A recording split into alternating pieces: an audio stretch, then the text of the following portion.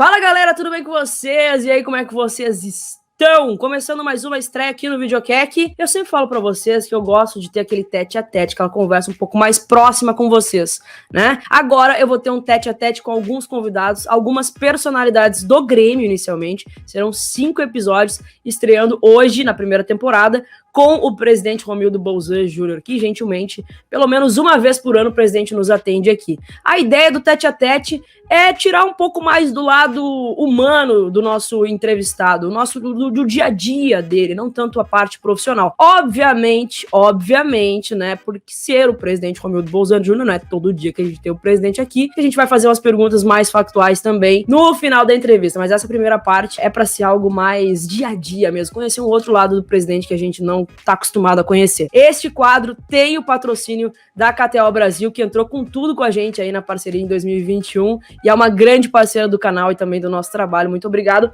Um beijo pra KTO e pra todos os profissionais que trabalham lá. E já peço pra vocês, antes de começar a entrevista, antes de começar a assistir a entrevista, afunda o dedo no like e se inscreve no canal se ainda não for inscrito, que isso ajuda demais na divulgação do nosso trabalho. Uma boa entrevista, um bom vídeo pra vocês. Espero que vocês gostem.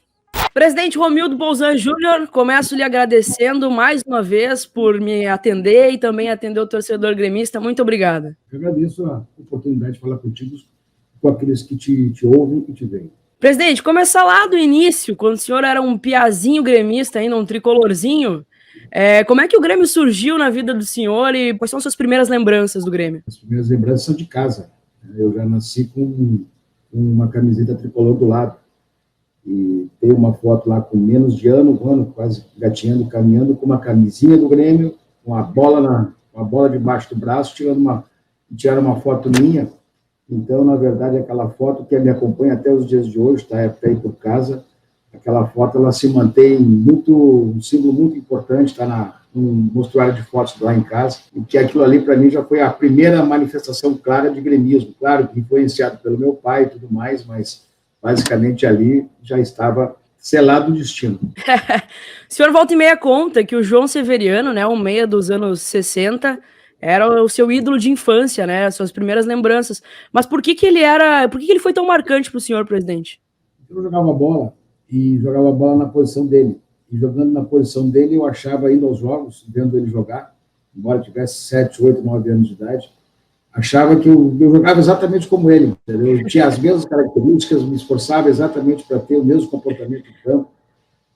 Aquela história de ir, voltar, ser goleador. Eu também fiz muitos gols, era meia-direita. Naquela época nem era volante, meia-direita, meia-esquerda, ponta-direita, centroavante e ponta-esquerda. Então era 3-3 e todo mundo se virava. E eu era o jogador que fazia ligação, quer dizer, eu achava que o Joãozinho fazia aquela ligação também no Grêmio, e eu me espelhava naquilo, quer dizer, eu era um vai e volta permanentemente, muito dedicado ao jogo, muito intenso. Eu achava que ele fazia isso e eu também devia fazer, porque eu achava que eu tinha as características dele, basicamente isso. E há quem diga que o senhor jogava muita bola, né? Eu fui um bom jogador, não tenha dúvida. Todo mundo que me viu jogar disse que eu fui um bom jogador. Eu me achava um bom jogador, tecnicamente um bom jogador, mas muito mais esforçado do que um grande jogador.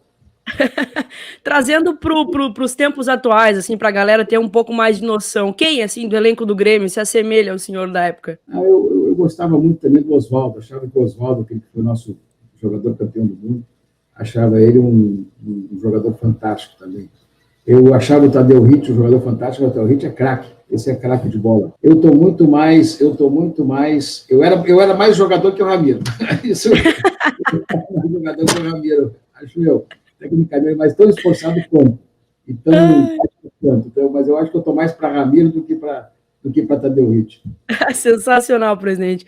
Presidente, pelo senhor ter uma identificação tão cedo com o Grêmio, dá para dizer que o senhor sempre foi um fanático, né, pelo clube. Mas fanático a ponto de daqui a pouco o Romildo Bolzan um pouco mais velho, né, conhece Dona Vera Lúcia, né, com quem é casado há 30 anos, mais de 30 anos já. Tinha que ser gremista, presidente, a esposa, não? Não tinha que ser. Ela não tinha vinculações com o futebol, não tinha essa coisa de gostar de futebol. O pai dela também não tinha, mas tinha uma tendênciazinha colorada. A mãe dela sim é colorada.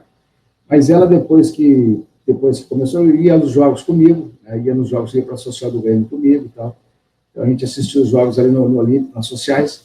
Depois deixou de ir, por quê? Porque o meu filho substituiu ela, quer dizer, no momento em que os filhos vieram todos gremistas, aí automaticamente não tem mais dúvida de nada. Então, se é uma gremistona que sofre muito mais do que qualquer outra pessoa hoje, é a Vera. E como é que é o presidente, o Hamilton Bolzan Júnior, dentro de casa, marido, pai de família? A gente sabe que é um avô babão, né, presidente? Mas quando tá fora do Grêmio, assim, fora dos afazeres do Grêmio, como é que o senhor é em casa? O que o senhor mais gosta de fazer com a família? Comida. Gosto de fazer comida, gosto de confraternizar, gosto de sempre marcando uma jantinha, um almoçozinho, ou uma beira de praia nesse período de verão, coisas assim que são próprias da convivência familiar. Quer dizer, meus hábitos são tranquilos, muito simples, mas hábitos de convivência, de ter todo mundo na volta, todo mundo em casa, todo mundo juntos, todo mundo se reunindo, todo mundo conversando, quer dizer, uma fraternidade familiar muito grande, estimulada para que isso seja objeto sempre de uma boa convivência. Legal. O senhor cozinha? Cozinho, gosto de cozinhar bastante. Olha aí, qual é o prato preferido, assim, que o senhor mais gosta de fazer? Pode escolher, pode ser carnes, pode ser massas, pode ser risotos, pode ser peixe, pode ser... Olha aí, presidente. Masterchef, praticamente. Não, cozinheiro gaudério, mas bem intencionado. Ninguém passa fome em casa. Ninguém passa fome. E, presidente, quando o senhor tá com a dona Vera Lúcia lá, sem futebol, né, um pouquinho mais relaxado, que tipo de música o senhor gosta de ouvir? Eu sou bossa nova. Eu gosto da bossa nova, gosto do Frank Sinatra, gosto de um bom jazz, gosto às vezes, de um samba tradicional, Cartola, gosto do Chico Buarque, gosto do Caetano Veloso, gosto do Gilberto Gil, gosto muito por incrível que pareça, da turma dos Paralamas do Sucesso, acho as músicas do Paralamas no auge, uma turma bacana, gostosa de ouvir, entendeu? Eu sou dessa turma aí, sou dessa turma que mais curte música do que propriamente barulho. Que bacana. E tomando o quê, presidente? Um butiazinho? Um butiazinho sempre na véspera de qualquer churrasco, não tenha dúvida. Um butiazinho, uma coisa leve assim e tal, mas depois eu estou na fase, eu sou muito sazonal, na época de verão é cerveja, na época de inverno é vinho, e vamos lá. Show de bola, presidente. Aí o senhor depois entra na vida política, né, é eleito prefeito de Osório por bons anos, e depois passa a ser presente também na administração do clube. Isso sempre foi um objetivo do senhor, sempre foi um sonho do senhor ser presidente do Grêmio? Olha, qual é o gremista que não sonha com isso, né? Mas eu nunca tive a viabilidade disso, nunca vi viabilidade nisso, nunca vi perspectiva disso, nunca vi nada que, embora eu tivesse no conselho do Grêmio, embora eu estivesse ali por muitos anos, nunca me vi dentro da forma como a política do clube se comportava, nunca me vi com possibilidades disso. Aí aconteceu o convite do presidente Koff para ser seu vice-presidente, naquela oportunidade quando ele retornou em 2013, e aí ficamos 2 anos ali, e daí surgiu a possibilidade. O Koff sempre dizia, olha, dos 6 vice-presidentes que estão aqui, um será presidente e nos sucederá.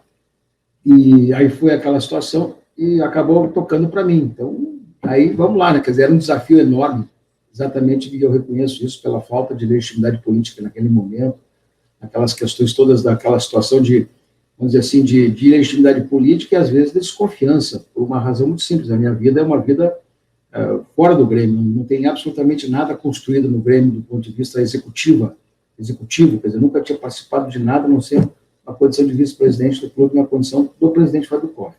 E tinha um jeito todo especial de governar. Aí depois saiu aquilo, aí depois deu. O desafio era o seguinte, ou era subir ou era afundar. Então, na verdade, acabou, vamos dizer assim, ficando na média e acabou ficando tudo ok. Mas e aí, qual era o seu sentimento quando o senhor assumiu a presidência? Porque a gente sabe hoje que é uma história linda construída, né? Mas naquela época, lá em 2015, era uma pressão muito grande por títulos, né? A gente não ganhava um título de expressão há muito tempo. Qual era o seu sentimento quando o senhor assumiu? O sentimento era aquilo que eu estava convencido, que nós tínhamos que fazer situações claras de governança para resolver a situação do equilíbrio do clube. Para mim, aquilo estava muito claro, eu não abria mão disso, abria mão de títulos naquele primeiro momento, abria mão de qualquer coisa para deixar o clube seguro. Seguro que eu digo gerido, administrável, cumpridor, essas coisas todas que são próprias da governança, sem objetivo de lucro, mas principalmente organizar um clube que tivesse assim, a capacidade de pagar sem nenhum problema, sem nenhuma dificuldade. Levando em conta tudo isso, por conta de tudo isso, o objetivo era esse. Então, eu me contentava muito em ganhar um gauchão. Por isso que a gente fez muito esforço para ganhar o gauchão de 2015 e até mesmo de 2016. Não ganhamos, mas em compensação, em 2016 já veio a Copa do Brasil e abriu o cenário todo para o que veio pela frente. Né? Então, na verdade, o meu objetivo era basicamente organizar o clube. Essa era a minha obsessão, e continua sendo obsessão. Quando o senhor chega no Grêmio, ainda era o Felipão, né? Mas depois passou a ser o Roger. E eu, particularmente, presidente, achava lindo o jeito do time do Roger jogar. Teve um 3-0 contra o Corinthians pelo Campeonato Brasileiro na Arena, ali em 2016, que aquilo ali para mim foi um estalo, assim, de como o Grêmio estava jogando bonito, né? E como é que foi para o senhor a saída do Roger? A gente sabe ali que no finalzinho os resultados eles não estavam vindo, né? Mas o Grêmio tinha uma evolução muito grande de time e de metodologia de jogo com o Roger. Como é que o senhor sentiu a saída dele? A gente sabe até que o senhor tentou insistir para ele ficar. Como é que foi? Eu acredito em trabalhos de longo prazo, né? Eu não acredito assim que circunstâncias ocasionais, não acredito em time ocasional, não acredito em time ganhador de um ano, não acredito que situações de dificuldade momentânea possam ser alteradas com a troca de ambientes. Às vezes, o diagnóstico esse tem que ser feito, evidentemente. Mas eu quero te dizer assim, eu acredito em trabalhos de longo prazo. Então, entendi. Naquele momento, o Grêmio vinha de uma série de jogos ruins, tinha tomado uma goleada lá em São Paulo, lá em Campinas, e aí não dá mais, está bem. Quer dizer, eu tentei ainda demovê-lo exatamente pelo conceito, o conceito de permanecer um trabalho mais duradouro de longo prazo. Mas depois veio o Renato e verificou-se que toda aquela cultura, o Renato sabe muito bem aproveitar e aperfeiçoar. Então, todo mundo tem uma participação nesse processo. O Filipão tem uma participação importante na montagem do time de 2015, o Roger teve uma participação importante no aperfeiçoamento técnico, tático e modelo de jogo daquele momento, e o Renato deu, vamos dizer assim, o lustro para tudo isso e deu no que deu com ele até os dias de hoje. Presidente, como é que a gente chega no nome do Renato? Quem foi que deu a sugestão? Foi uma discussão do Conselho de Administração e o nome dele era um dos nomes que estava na mesa. Todo mundo sugeriu um nome, várias pessoas sugeriram o nome, e depois foi se esgotando e acabamos consensuando no nome do Renato. A verdade, quem levantou o nome do Renato naquela oportunidade, com certeza absoluta, eu me lembro de dois que bancavam o nome do Renato, o Praz e o Odori, bancavam o nome do Renato. Tinha outros que bancavam outro nome, outros bancavam outro nome e tal, e eu coordenando o debate. Quando veio a finalização, as coisas mais ou menos foram se esgotando, e nós adotamos, então, no consenso, numa decisão unânime, praticamente um encaminhamento pela volta do Renato, pela cultura do Renato, pelo carisma do Renato, pela identidade do Renato, pela sua forma de se relacionar com o clube de todo aquele momento, tomamos uma decisão por unanimidade. Eu tenho certeza desses dois que puxavam muito assim, a discussão. Os demais também puxavam, mas no final todos nós convergimos para isso. E a gente também chegou no nome do Espinosa, né, para vir junto com o Renato. Como é que chegou nesse consenso também? Isso foi, na verdade, uma situação de criar o cargo de coordenador técnico e vir com o Renato uma pessoa que pudesse, de certa forma, ajudá-lo a construir, observar, ter a visão dos ambientes e criar uma condição de ajudá-lo a construir cada vez mais uma situação de unidade de vestiário e controle de vestiário. Era uma pessoa muito mais para conselho, era uma pessoa muito mais para dar o respaldo, era uma pessoa muito mais que fazia o meio de campo do elenco com o próprio Renato e também fazia as discussões técnicas. Como é que faz para ser chefe do maior ídolo da história do clube? Deixa ele trabalhar. Não deixa ele trabalhar. O sentimento de hierarquia existe, ele respeita muito a instituição, a sua presidência, não o Romildo propriamente dito, mas respeita a presidência do clube, que é uma instituição, não se trata da pessoa que está ocupando, mas é um cargo que é o cargo máximo do clube. E essas coisas têm muito de percepção de como as pessoas veem os comportamentos. Quer dizer, eu não tenho aqui que estar sendo juiz de ninguém, jogador de ninguém, não estou aqui para tolher ninguém, muito menos para tirar as iniciativas. Eu estou aqui para estimular que eles façam as coisas boas, as características boas que eles têm, para desenvolver o melhor do seu trabalho. Esta é a regra de qualquer relação, porque tu não tem condutor. Fora disso é ditadura, fora disso é tu conduzir a pessoa para o teu molde. Né? E as pessoas não podem ser conduzidas para os seus moldes, as pessoas têm que ser conduzidas e estimuladas para aquilo que efetivamente são. E principalmente se tiver um erro de correção, tiver que fazer uma correção de rumos, aí se conversa, evidente. Mas é uma conversa absolutamente franca, leal e consensual. Não é uma coisa impositiva. Né? Então, para mim, eu jamais estimularei retaliações e jamais estimularei também podas, moldagem de comportamento, moldagem de caráter, moldagem de personalidade. Não, todo mundo tem a sua, deixa dar vazão para isso, e se estiver dando certo, cada vez mais se estimula esse tipo de coisa. Então, na verdade, é uma relação franca, leal, e a lealdade é a coisa mais importante que temos. Por quê? Porque a lealdade significa a lisura das relações. Enquanto tiver isso nas relações, as coisas também fluem naturalmente. Sem dúvida alguma, presidente. O senhor construiu uma relação muito bacana com o Renato também nesses últimos anos. Já existia uma relação com vocês antes do Grêmio, antes de trabalharem juntos ou não? Não, nada. O Renato só me ligava para cobrar umas contas que tinha atrasado. Eu lhe conheço, eu tenho que receber. Pagamos as contas dele, liquidamos as contas para ele. Entendeu? Mas eu só falava por telefone com ele, não tinha nenhuma relação com ele, passei a ter essa relação no momento que ele chegou aqui no Grêmio, e depois depois de um certo tempo, que ficou exatamente pelo perfil das relações, quer dizer, leal, franco, correto, o que diz cumpre, o que combinou cumpre, e vamos em frente. Show de bola. E aí o Renato chega e começa uma fase vitoriosa, linda da nossa história, começando com a Copa do Brasil, que eu já falei pro senhor, para mim foi a minha Libertadores, foi a Copa do Brasil ali, a gente tava com um grito entalado na garganta, foi libertadora pra gente, mas quando é que o senhor viu ali, se é que teve esse momento, o senhor pensou, ninguém mais tira esse título da Copa do Brasil da gente? Não, foi a vitória do Cruzeiro, né, os 2-0 do Cruzeiro, que nós fomos lá e matamos eles, e depois os 3-1, quando o Grêmio estava somando aquele sufoco todo, o Ramírez, o Pedro Rocha expulso, aquela situação toda, e estava 2-1, estava 2-0, depois veio 2-1, e o Atlético numa pressão danada, aí dá um escape lá, o Jeromel de ponteiro direito manda a bola para o Everton, ele faz o gol de 3-1, tá? E com aqueles 3-1 praticamente estava selado o campeonato. Né? Então, foi uma construção. O primeiro sinal foi dado, mas a gente não imagina. Foi exatamente aquele jogo do Atlético Paranaense, primeiro do Renato, naquelas oitavas de final. Nós acabamos ganhando nos pênaltis. O primeiro sinal foi dado, mas a gente não imagina que depois, mais na frente, isso poderia acontecer. Mas deu lá na frente exatamente isso, quer dizer. Então, tudo conjugou para que as coisas acontecessem bem, né? Então, e vamos dizer assim, a gente não tem noção, às vezes, do que um elenco é capaz de fazer. Aquele elenco do Grêmio era um elenco que estava amadurecendo, era um elenco fantástico, jogadores fantásticos, pessoas fantásticas, convivências entre eles de uma maneira fantástica também, muito solidária, e acaba dando o quê? Dando exatamente essa cumplicidade para jogar bola. Essa cumplicidade para jogar bola é meio caminho andado.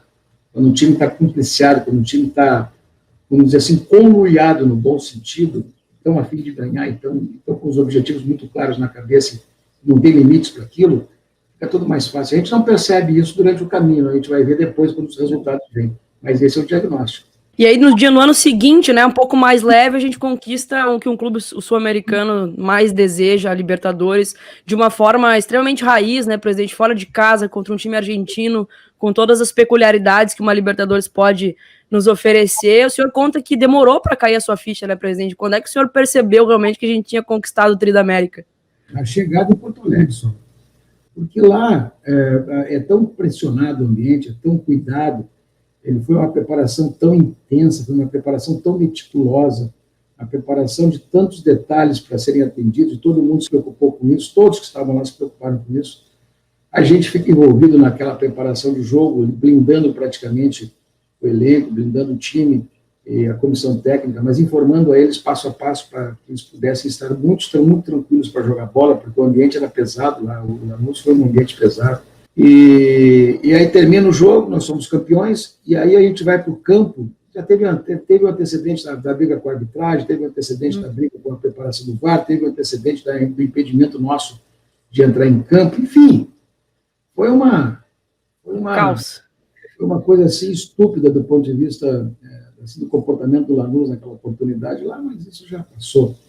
Mas assim, foi tudo, quando eu entrei em campo, eu entrei frio, frio, depois da vitória, porque, na verdade, achava que o dever estava cumprido, vamos comemorar e tal, mas quando a gente começou a chegar em Porto Alegre, o avião começou a descer, aquela multidão, aquilo foi pesado.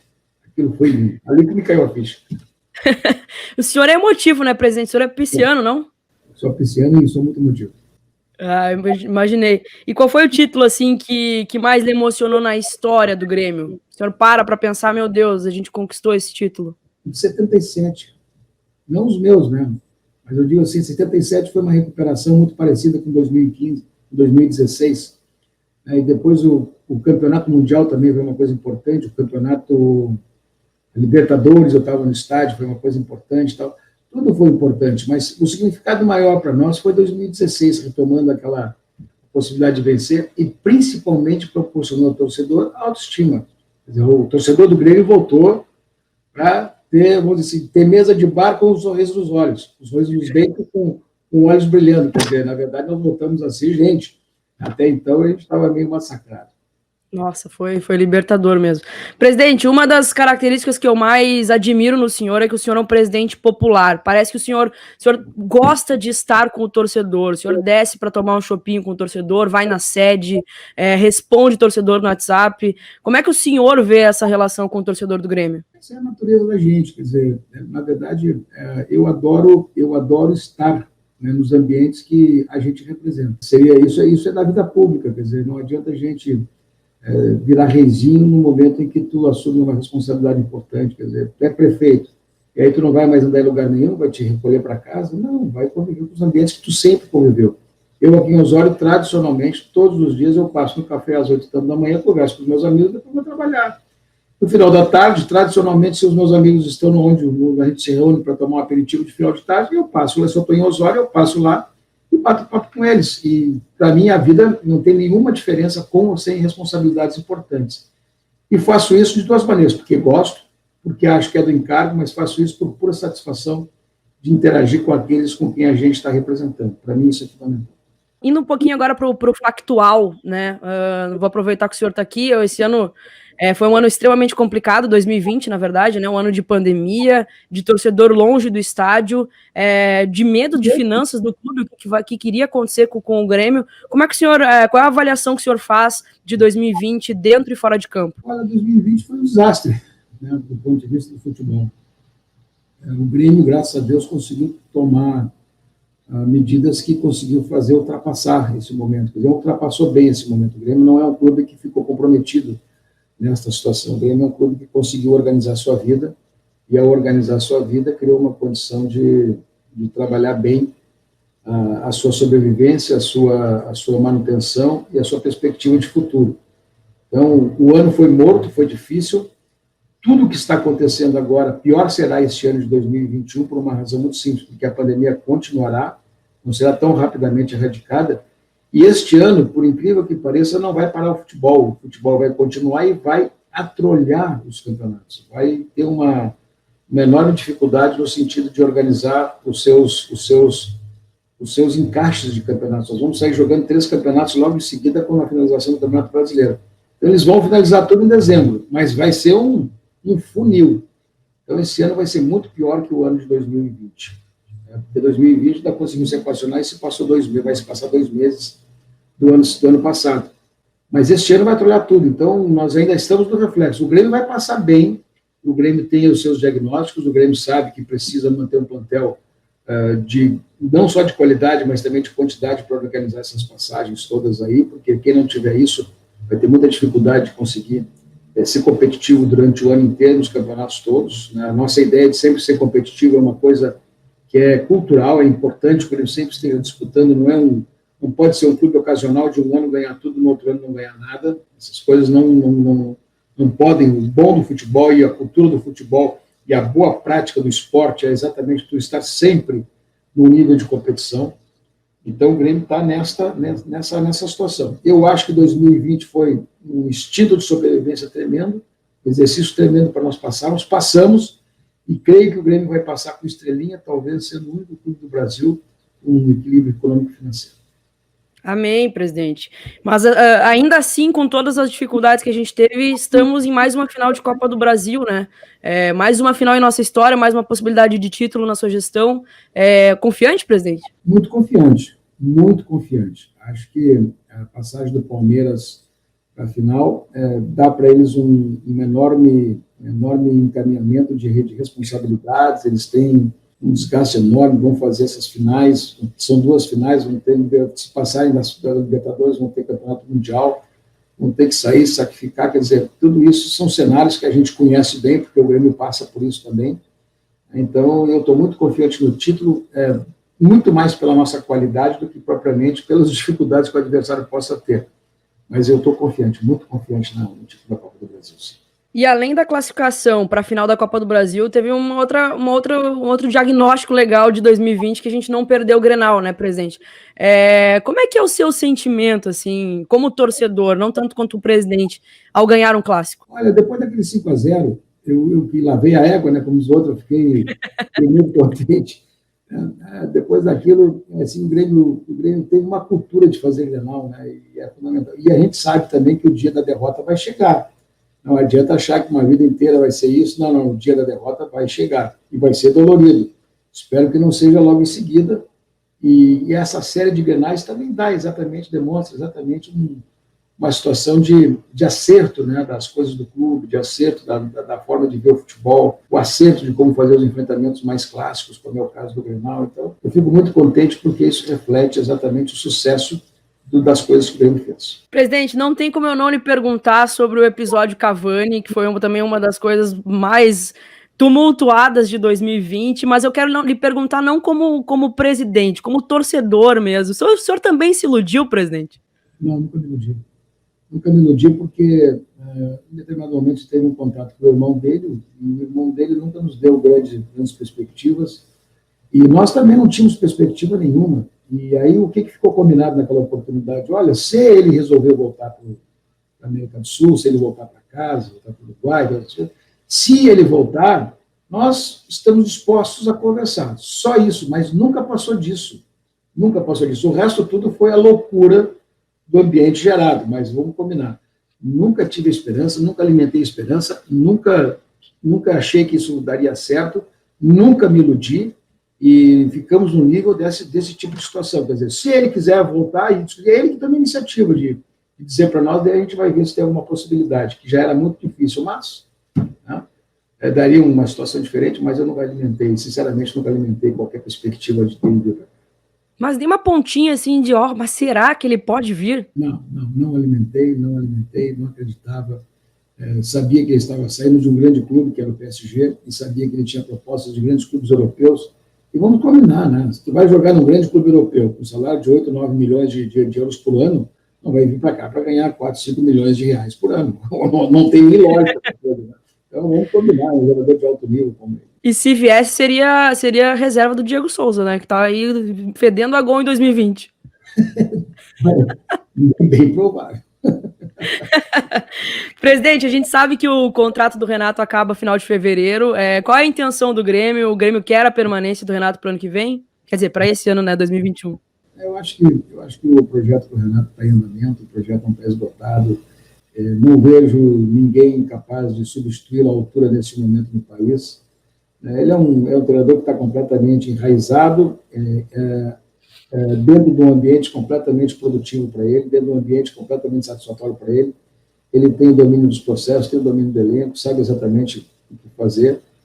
Então, eu acho que para ele desenvolver a sua capacidade profissional, não tem ambiente melhor para ele do que o Grêmio. A gente reconhece que situações outras podem acontecer, mas o ambiente que o Grêmio proporciona para ele, que ele proporciona para o Grêmio, são coisas recíprocas e absolutamente casadas e importantes. Eu farei todo o esforço para tê-lo conosco para este ano.